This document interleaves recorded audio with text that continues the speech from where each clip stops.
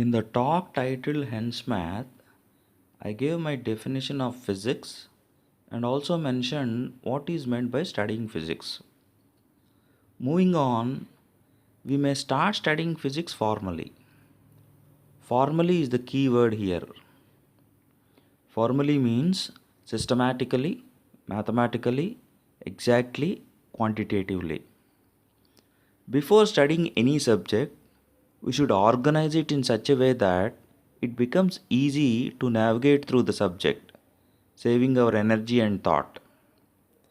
Physics is divided into six parts: mechanics, acoustics, optics, thermal physics, electricity, and so called modern physics. Mechanics form the basis for the other five areas. So, the study of physics commences with mechanics. Mechanics is trying to answer two questions: why things move, how they move.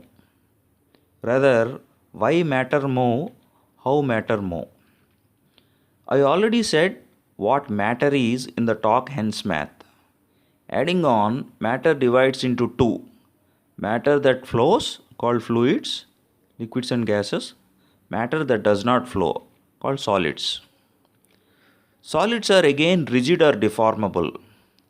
The definition of rigid body is that whatever force you apply on the rigid body, the distance between any 2 points in the body remain the same. My friend used to joke that the really rigid bodies are geometric figures because whatever force we apply, they do not get deformed. Deformable bodies are again plastic or elastic. Another question about matter is whether it is continuous or particle in nature. Pre-Socratic philosopher Democritus proposed that matter is made of particles that cannot be divided further. He called them atomos, literally meaning indivisible. He said there are only two things in physical universe: atomos and space around them. He also said that different kinds of matters have different sizes and shapes of atomos. He said that stone and fur are made of different kinds of atomos. Maybe Democritus' atomos are today's molecules. Please note that there are different kinds of matter and that they interact and produce another kinds of matter is the founding fact of the study called chemistry. Dalton, a school teacher, gave the atomic theory of matter, again saying that atoms are indivisible and that there are atoms of different kinds and that they combine to form new kinds of matter.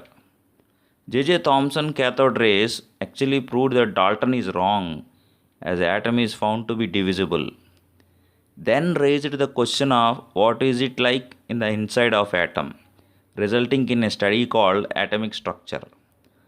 Feynman says in his lectures that if in some catastrophe, pralaya, all knowledge vanishes and we are forced to pass to the next generation all scientific knowledge in just one sentence, then that sentence would be all matter is made of atoms. From this sentence, Feynman claims we can rebuild all the scientific knowledge. Even though matter is particle in nature, sometimes we see it as continuous. We treat earth and iron bar as continuous solid matter. We see water and air as continuous fluid matter sometimes.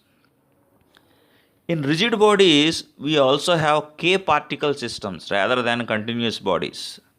The simplest of bodies we treat in physics is a single particle, a point with mass. Okay, let us dwell on the two questions about mechanics: how and why of movement of matter. The description and measurement of movement of matter is called kinematics. Why matter moves, study of, is called dynamics.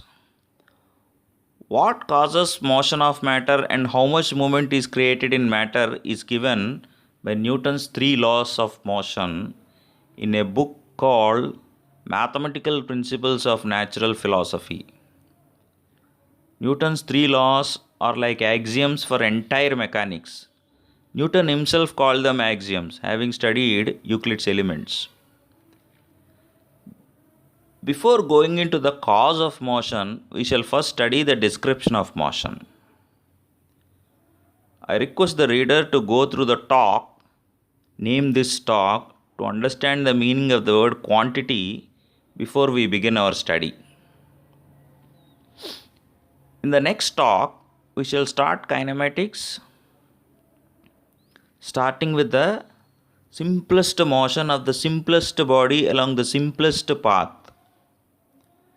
Simplest body is particle, as I said. Simplest path is the straight line. I shall explain what I meant by the simplest motion. Thank you.